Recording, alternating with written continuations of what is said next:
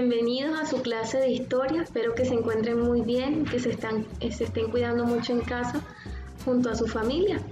En el día de hoy abordaremos el tema de la antigua Roma, una cultura que llegó a conformar un gran imperio, el que sería el imperio más grande de la antigüedad, y el imperio romano, y que se desarrolló pues en el continente europeo, ¿no? Este inició en la península itálica.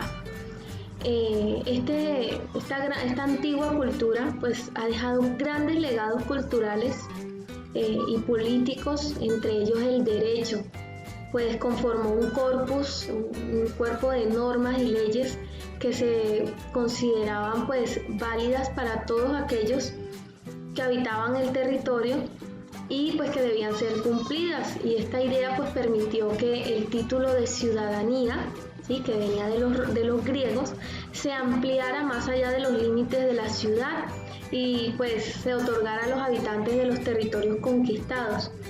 Sin embargo, habían distintas calidades o grupos de ciudadanías, entonces se distinguían entre ciudadanos de primera y segunda categoría, y pues a unos sí se les otorgaba el derecho de participación política y a otros no. Entonces, aunque fueran llamados ciudadanos romanos, solo algunos tenían esa potestad de participar. Ahora, esto sin embargo sirvió para dar como una universalización del reconocimiento del ciudadano, y esto pues más adelante serán las bases para pensar los derechos humanos y los derechos de los ciudadanos. Entonces Roma es una ciudad que nació a orillas del río Tíber, en la península itálica, la cual limita al norte con la cordillera de los Alpes, y esta pues forma como una barrera de montañas que separa Italia de Europa central. También limita al sur con el mar Mediterráneo, ¿sí? Aquí al sur también encontramos a Sicilia, que fue una de las más importantes conquistas de Roma. Hacia el oriente limita con el mar Adriático, y al occidente limita con el mar Tirreno. Los montes Apeninos que vemos aquí pues son un sistema de macizos que atraviesan la península y la dividen en dos llanuras. Eso en cuanto a su parte geográfica. En cuanto a la historia de Roma, esta se ha dividido en 3 periodos, pues para comprender más su estudio. Entonces, el primer periodo, que es el que vamos a trabajar hoy aquí, es la fundación y la monarquía, ¿sí? Este periodo está comprendido entre los años 550 y 509 a.C., y en este periodo es donde se origina la cultura romana sobre las riberas del río Tíber, como lo habíamos mencionado, y pues se instaura la monarquía, ¿ya?, en la que el rey o monarca estaba a la cabeza del gobierno. Hacia el año 509, ¿sí?, el último de los 7 reyes que gobernó, Tarquinio el Soberbio, fue destituido, y con esta destitución, cuando sube el Senado al poder, se inicia la República Romana, que es el segundo periodo.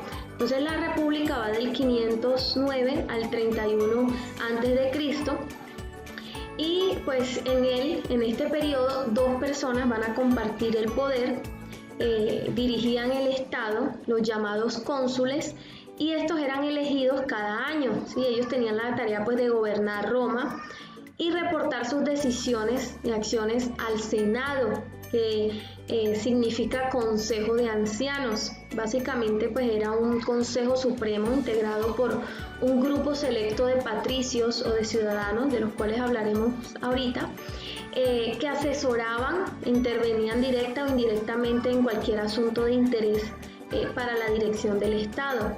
Y bueno, en este periodo también se van a desarrollar las guerras púnicas, un enfrentamiento bélico entre Cartago y Roma por el dominio territorial en torno al Mediterráneo.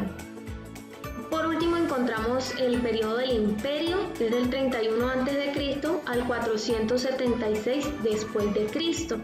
Y en este periodo pues Roma logra extender su control por todo el Mediterráneo, y en este periodo va a gobernar el emperador quien tenía el poder, tenía un poder ilimitado, concentraba todo el poder. Y pues hoy nos vamos a centrar en esta primera etapa, lo que es el nacimiento de Roma y el periodo de la monarquía. Entonces, hacia el siglo VIII antes de Cristo, pues la península itálica estaba habitada por varias culturas, ¿sí?, como los lígures, vénetos al norte, los etruscos en el centro, ¿sí?, entre los ríos Arno y Tíber, y en el resto de la península otros pueblos habitaban conocidos como itálicos. Entonces, a partir del siglo VIII, los etruscos y los griegos van a influenciar mucho en cuanto a la parte cultural la península itálica. Entonces, los etruscos se van a asentar en la región toscana, en la península itálica, entre los ríos, como lo había mencionado, Arno y Tíber. Y pues su geografía de este espacio, la cercanía al mar, les va a permitir, además de desarrollar la agricultura, van a poder desarrollar la navegación. Entonces, ellos se van a guiar de las ciudades-estados griegas, van a construir ciudades-estados y en cada una gobernaba un rey. Posteriormente, pues van a tener una aristocracia militar. Y bueno, en cuanto a la economía, pues como les mencioné, desarrollaron la agricultura, la extracción de minerales, la navegación, el comercio, y eran politeístas, ¿sí? Y pues su influencia en Roma se evidenció en aspectos de la cultura griega y del mundo oriental, pues los etruscos no escaparon de la influencia helenística, lo que significa que dentro de sus características culturales habían elementos griegos y de Oriente, y eso lo van a legar a Roma. Entonces, como tal, el origen de Roma es un objeto de gran debate, pues algunas fuentes atribuyen la fundación de la ciudad de Roma a Rómulo, descendiente de Eneas, un héroe troyano, quien después del incendio de Troya por parte de los griegos llegó a Lacio, Italia, y fundó la ciudad de Lavinium, y a su muerte su hijo Ascanio fundó la ciudad de Alba Longa. Entonces, luego de varias generaciones, ¿sí?, los hermanos Amulio y Numitor se enfrentaron por el trono de la ciudad, ¿sí?, y Numitor, al ser el primogénito, pues debía gobernar, pero Amulio se lo quitó por la fuerza. Entonces, la hija de Numitor, quien debía de verdad ser el rey, Rea Silvia, fue obligada a convertirse en sacerdotisa, ¿sí?, para que no tuviera hijos, y estos hijos pues no fueran a pelearle el trono a Amulio, ¿verdad? Entonces, ella, digamos que aunque fue obligada a no tener hijos, entonces se dice la mitología que gracias a Marte, un dios romano de la guerra, dio luz a dos hijos gemelos, que es Rómulo y Remo. Entonces, cuando ellos nacieron, estos gemelos nacieron, fueron depositados por su tío Amulio en una canasta a orillas del río Tíber para que se ahogaran, pero una loba, según la mitología, los amamantó y los salvó, y posteriormente un pastor los recogió y los crió, y al crecer pues ellos quisieron fundar una ciudad, pero no lograron ponerse de acuerdo, y entonces en cuanto a los límites de la ciudad, ¿no? Entonces Rómulo, según la mitología, mata a Remo y se convierte en el primer rey de Roma, funda Roma. Entonces, los romanos antiguos proponen que la ciudad de Roma fue fundada hacia el año 753 a.C. por Rómulo, en el monte Palatino. Se dice que fue el primer asentamiento de la ciudad y que se establecieron 7 colinas, y en el centro de esas se estableció el foro donde hacían intercambios comerciales y se reunían a debatir.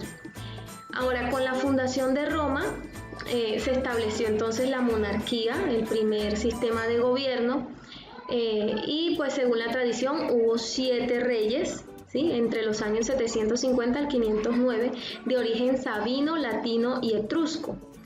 Y pues que Rómulo fue el primero, ¿no? Y el último, que fue Tarquinio el Soberbio, fue derrocado para dar paso a la República, ¿sí? Y pues con ese ascenso del Senado, eso se conllevó al cambio de gobierno y se pasó de la monarquía a la República. Ahora Rómulo, que según reinó durante 38 años, pues tenía tanto funciones políticas, militares, judiciales y hasta religiosas. Se le atribuye a él la creación de las primeras instituciones romanas, ¿sí?, que organizó el Senado, compuesto por hombres de edad avanzada, si eran los más ancianos, los más sabios, y que sus descendientes de estos grupos selectos de ciudadanos son conocidos como los patricios, de los que ya les he mencionado. Y en un principio pues el Senado le daba consejos al rey, ¿sí?, y este elemento es el que va a distinguir la monarquía de Roma, ¿sí?, el que el Senado le diera consejos al monarca. Va a diferenciar la monarquía romana de otras que se implementaron en otras civilizaciones antiguas, de la antigüedad. A Rómulo también se le atribuye la organización del ejército, tan famoso, el ejército romano. Y como les había mencionado, pues Tarquinio el Soberbio fue el último y con él se da paso a la República. Se conoce en la historia como un rey despótico, de ahí a su nombre, ¿no? Un nombre brutal según la historiografía, que fue derrocado hacia el año 509 a.C. por un grupo de patricios, ¿sí?, que establecieron el gobierno republicano. Ahora, durante la monarquía, pues la familia fue la unidad básica de la sociedad, ¿sí? A cabeza de cada familia estaba el pater familias, que era la autoridad, siempre era un hombre, ¿sí?, y este estaba autorizado para disponer de la vida, de la muerte, ¿sí?, de la venta de cualquier miembro de la familia, incluyendo los sirvientes. Y a la vez las familias se organizaban en gens, que eran grupos conformados por familias, ¿sí?, que los unía un antepasado común, ¿sí? Es decir que el gens, como les digo, estaba conformado por un grupo de familias que tenían un antepasado común, ¿sí?, y el pertenecer a determinado gens era lo que le daba el derecho político a las personas, y los hacía ciudadanos. Pues era una sociedad estratificada, estaba conformada por varias clases. Entonces, en primera medida estaban los ciudadanos libres, los patricios, ¿sí?, que conformaban una minoría privilegiada con derechos políticos, con derechos a la propiedad de la tierra, el ganado, y estaban agrupados, como lo había dicho, en familias con un antepasado común. Entonces, estos eran los descendientes de esas familias más antiguas de la ciudad. Estaban los clientes, que eran hombres libres, pero inferiores a los patricios, y estaban bajo la tutela de un pater familias. Los plebeyos seguían y era la población de menor categoría y estaba conformada por comerciantes, artesanos, extranjeros que poseían derechos civiles pero no políticos. Y por último, pues los esclavos, que era la población que era tratada como objetos y era vendida y comprada para servir. En cuanto a la economía, pues se basó en la agricultura, cultivaron trigo, cebada, y esto se complementaba con la ganadería, la pesca, la caza. También se dedicaron al comercio y la ruta principal pues era el río Tíber. En cuanto a las formas de vida, los romanos se destacaron por unas grandes construcciones, ¿sí?, grandes infraestructuras que van a generar comodidad e identidad entre la población. Entonces encontramos el anfiteatro, ¿sí?, un edificio donde celebraban juegos y espectáculos en los que competían los famosos gladiadores que se enfrentaban a muerte para entretener al pueblo. Generalmente eran capturados en guerra o esclavos o delincuentes. Entonces, cuando un gladiador caía herido, el emperador preguntaba al público si merecía vivir o ejecutado, y ellos eran los que decidían. Igualmente los que resultaban victoriosos en distintos combates se convertían en especie de ídolos y había la posibilidad de ser libertos. Ahora también en esta época existieron los termas, ¿sí? Unos baños públicos con unas salas de vapor y piscinas de agua caliente, donde los ciudadanos o patricios se encontraban y discutían sobre política.